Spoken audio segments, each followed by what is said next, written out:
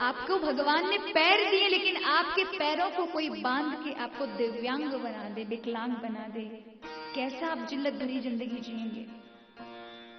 पैर होने के बाद भी आप उन पैरों से चल नहीं पा रहे। ऐसी अवस्था उन पक्षियों की होती है।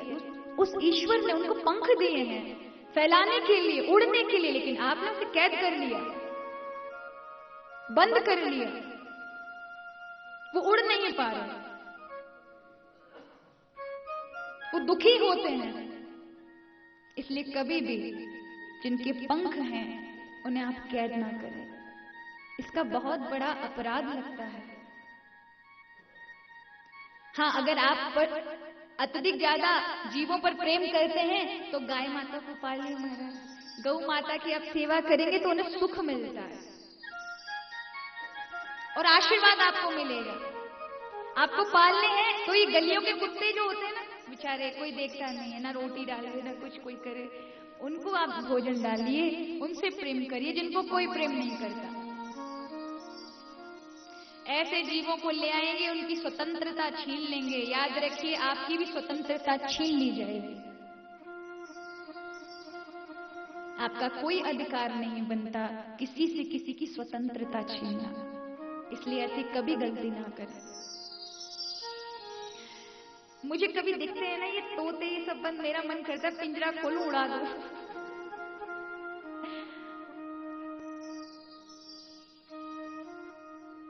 बहुत बार लोग कथाओं में पिंजरा लेकर आते हैं जिसमें तोता बैठा रहता है और कथा सुनवाते हैं उसको। यहाँ भी बहुत सारे लोग बैठे होंगे, नाम नहीं लूंगी,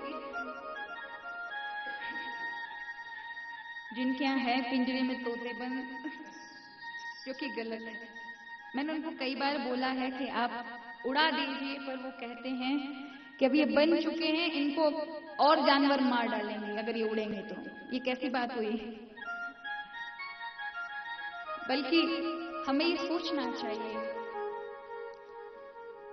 कि भगवान ने जिनको जो रौनक दी है, वो रौनक ही हम छीन लें और हमेशा कैद में रखें।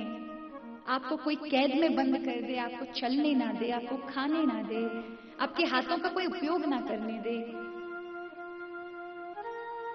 आप जो तीर्थ में घूमने आए ना, ये घूमने ना दे, केवल कमरे में बंद रखे। याद रखिए, आप दिमाग से पागल हो जाएंगे, आपको मेंटली प्रॉब्लम हो जाएगी। और होता क्या है, जब इंसान किसी चीज में दुखी हो जाता है, वो कमरे में अपने आप को बंद कर लेता है और बस बंद ही रहता है, तो वो दिमाग उसका काम नहीं करता। विचार कब खुलते हैं, मन कब खुलता है, शरीर कब शांति का अनुभव करता है? जब वो विहार करता है, जब वो सब चीजें देखता है। और हम उसे बंद कर लेते हैं, ये गलत है। तो आज मोह हो गया हिरण पर, और इसीलिए हिरण की योनि प्राप्त हुई। हिरण की योनि प्राप्त होने के बाद ज्ञान था कि गलती की है, भगवान का नाम जपना था, और अंत समय हिरण हिरण जपा। हिरण में ही ममता बनी रही। जहां भगवान का भजन होना था, वहां हिरण का ही भजन हुआ। जहां भगवान को अलग अलग नामों से पहले पुकारते थे, हे राम, हे नारायण, हे माधव, हे मुकुंद, अब हिरण को नए नए नामों से पुकारते थे। वो सारे जो ममता ध्यान था वो हिरण पर आ गया। बस इसी कारण, सत्संग ना लेने के कारण, वह हिरण की योनि में गए। और तपस्या के कारण उन्हें ज्ञात था कि मैं हिरण नहीं हो सकता, ये मुझे गलती के कारण जन्म मिला है। और बहुत जल्दी हिरण की योनि भी समाप्त हुई। हिरण की योनि में भी भजन किया, इसके कारण उन्हें एक ब्राह्मण परिवार में जन्म मिला। और यहाँ लोग उनको जड़ भरत कहते थे। जड़ माने जिसके अंदर बुद्धि नहीं है, क्योंकि वो ऐसा ही देश बनाकर रहते थे, विक्षुब्धों की भांति रहते थे, पागलों की तरह रहते थे। कहीं दुनिया मुझे लूट ना ले, फिर से मुझे फंसा ना ले, ये मेरा आखिरी जन्म है और इसे बर्बाद नहीं करना, इसलिए पागल बनकर रहते थे। लोग उन्हें जड़ कहते थे, जड़ भरत। अरे जड़ ये नहीं है, जड़ तो वो थे जो हिरन में फंस गए, जड़ तो वो थे जो हिरन में मुंह में आ गए थे और 2 जन्म बर्बाद किए।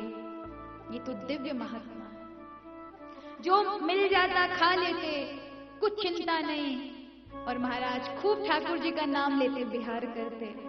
किसी ने कहा साधु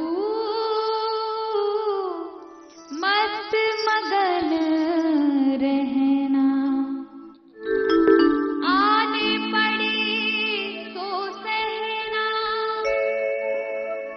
साधु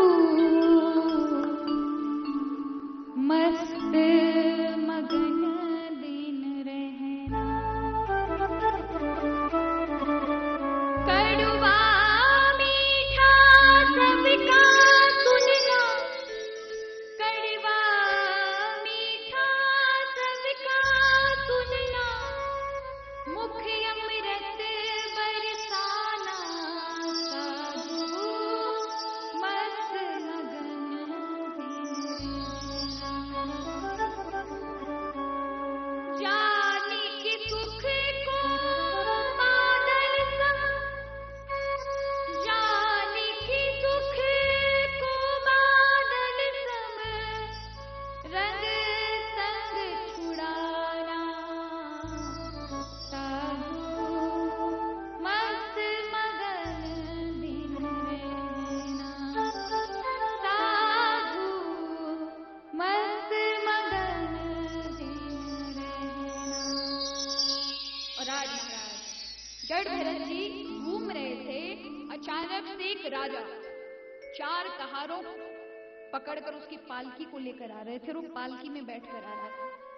इस राजा का नाम था रघुगन और ये सौवीर देश का राजा था। और क्या करने गया, क्या करने जा रहा है? ज्ञान प्राप्त करने जा रहा है कपिल ऋषि से। लेकिन बैठकर किस में जा रहा है? पालकी में। पालकी क्या है? अभिमान है। उस राजा ने घर छोड़ दिया, घर छोड़कर आ रहा है, राज्य छोड़कर आ रहा है, लेकिन पालकी नहीं छोड़ी गई। कई लोग होते हैं तीर्थ में जाते हैं, संतों के यहाँ जाते हैं, गुरुजनों के यहाँ जाते हैं, वाहन नहीं छूटता। अगर उनका बस चले तो गुरुजी के आश्रम में घुसा देना है, बिल्कुल पैदल ना चले, और ये गलत है। बल्कि जब आप तीर्थ में जाएं, आप गुरु के गृह जाएं, गुरु आश्रम में जाएं, संत आश्रम में जाएं, किसी महान पुरुष से मिलने जाएं, किसी विद्वान से मिलने जाएं, तो अपने वाहन को कुछ दूर छोड़कर नंगे पांव जाना चाहिए। एक एक पग का, एक एक यज्ञ का फल प्राप्त होता है। और गुरु के स्थान पर तो नंगे पांव ही चलना चाहिए। जहां गुरुदेव बैठते हैं, उठते हैं, चलते हैं, वहां की धूल, वहां के कण बड़े पवित्र होते हैं। वहां पर चलने मात्र से तपस्या का फल और ब्रह्म की प्राप्ति होती है। मन शुद्ध हो जाता है, विशुद्ध हो जाता है। अब पालकी कहते हैं अभिमान को अभिमान नहीं छूटता। छूटता है क्या महाराज?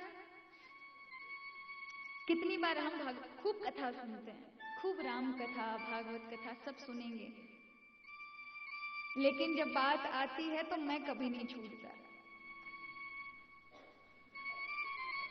माना कि शरीर है तो मैं भी है, लेकिन ये मैं की यात्रा एक दिन अंतरात्मा की यात्रा हो जाए कि आत्मा वाला मैं निकले, कि मुझे पहचान मैं कौन हूं। लेकिन हमें तो केवल शरीर वाला, ये मैंने किया, ये बंगला मेरा, ये गाड़ी मेरी, ये पिताजी मेरे, मैं इनका बेटा, हमेशा मैं के चक्कर में और हमेशा गिरते हैं। जिस परमात्मा ने दिया उसको भी भूल जाते हैं। किसी ने कहा भैया एकदम ऐसे रहो जैसे एक मुनीम रहता है। मुनीम बन के रहोगे तो बहुत अच्छे रहोगे, सेठ बनकर काम करोगे तो हमेशा पछताओगे। अब आप बताओ, किसी मुनीम को आज तक आपने किसी न्यूज़पेपर में या कहीं सुना, किसी अखबार में सुना कि मुनीम जी को अटैक आया? ऐसा कभी सुना आप लोगों ने? ये सुना होगा सेठ जी को अटैक पड़ गया महाराज। लेकिन मुनीम को नहीं पड़ता, क्योंकि मुनीम को तो हिसाब किताब करना, सेठ जी जाने जो कुछ है इनका माल है, इनका काम। पर हम क्या करते हैं, हम सब सेठ बन के बैठते हैं। ना ना, हम मुनीम नहीं है। और जब प्रभु को सेठ मान लेते हैं, सब उनका है। आप बिल्कुल बैंक मैनेजर की तरह रहिए। बैंक मैनेजर के पास उसकी बैंक में करोड़ों रुपए होते हैं, पर कभी उसे घमंड होता है, अभिमान होता है कि मेरे पास में तो करोड़पति आदमी, क्योंकि उसे पता है ये सब मेरा नहीं है, ये तो संपत्ति किसी दूसरे की दी हुई है, जिसे संभालना है, सहेजना है और उसका अच्छे से उपयोग करना है। वो घमंड नहीं करता। आपको भी वैसे ही रहना चाहिए। ये सब प्रभु का है। कोई कहता है, किसी ने बहुत सुंदर कहा, मैं नहीं मेरा नहीं ये तन किसी का है दिया, देने वाले ने दिया वह भी दिया किसी शान से, मेरा है ये कहने वाला बोल उठा अभिमान से, मैं मेरा ये कहने वाला मन किसी का है दिया, मैं नहीं मेरा नहीं ये तन किसी का है दिया। फिर भी अभिमान।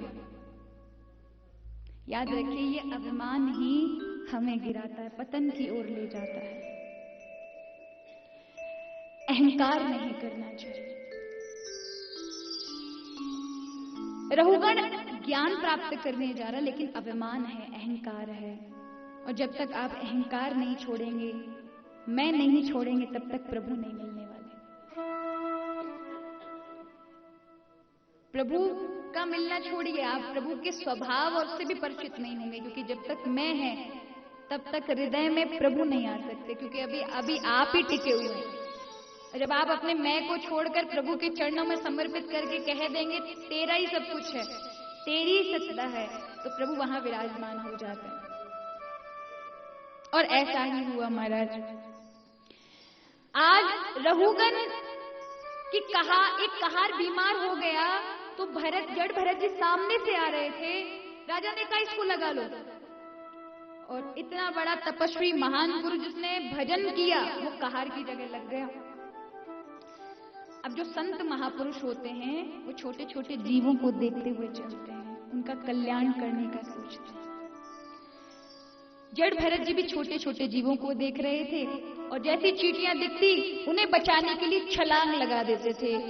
रहुगण का सिर्फ उस पालकी के ऊपर जो पाटा था उससे टकराया, बहुत तेज लगी।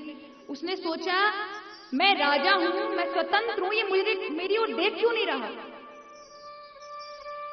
कहने लगा तू तगड़ा है, मोटा है, ध्यान से नहीं चला सकता, मैं यहाँ का राजा हूं, जानता नहीं मैं तुझे दंड दे सकता हूं, तू मेरी सेवा करेगा तो मैं तुझे पुरस्कार दूंगा,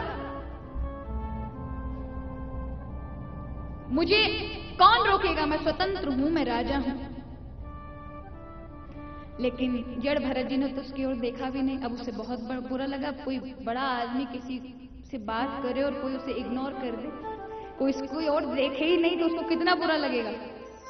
अब रघुगण को बुरा लगा, ये मेरी बात मानता क्यों नहीं, गूंगा है, बहरा है, क्या है। लेकिन जब दूसरी बार कूदे जड़ भरत जी चींटियों को देख के, तब रघुगण को जब लगाई पर लग गई, उसने सोचा ये मुझे गिरा देगा या मार देगा। तो महाराज उसे पालकी से नीचे उतरना पड़ा। और जैसे ही पालकी से नीचे उतरे, जड़ भरत जी ने निश्चय कर लिया इसका तो उद्धार होना ही होना है, क्योंकि ये अभिमान से नीचे उतरा है। और जैसे ही वो उतरा, भरत जी ने कहा कि हे राजन, तूने कहा कि तू स्वतंत्र है, तू राजा है, पर मैं तुझे राजा नहीं मानूंगा, मैं तो तुझे जिंदा भी नहीं मानूंगा। तू 4 कंधों पर बैठकर आ रहा है। 4 कंधों पर कौन बैठता है? मुर्दा बैठता है, शव बैठता है। तू जीवित होता तो 4 कंधों पर आता। तू कहता है कि मैं स्वतंत्र हूं, मुझे कोई नहीं रोक सकता, पर मैं तो तुझे गुलाम समझता हूं। तू लौकिक संसार की वस्तुओं पर मुग्ध है, तुझे संसार की वस्तुएं चाहिए, अगर ना मिली तो तुझे दुख होगा। कहां से तू स्वतंत्र है? ये छोटी छोटी चीजें तुझे रुलाती हैं, कहां से तू स्वतंत्र है? तुझे यदि एसी का कमरा नहीं मिला तो दुखी हो गए, पैदल चलना पड़ा, गाड़ी नहीं मिली तो दुखी हो गए। ये क्या है? ये इंद्रियों ने मारा।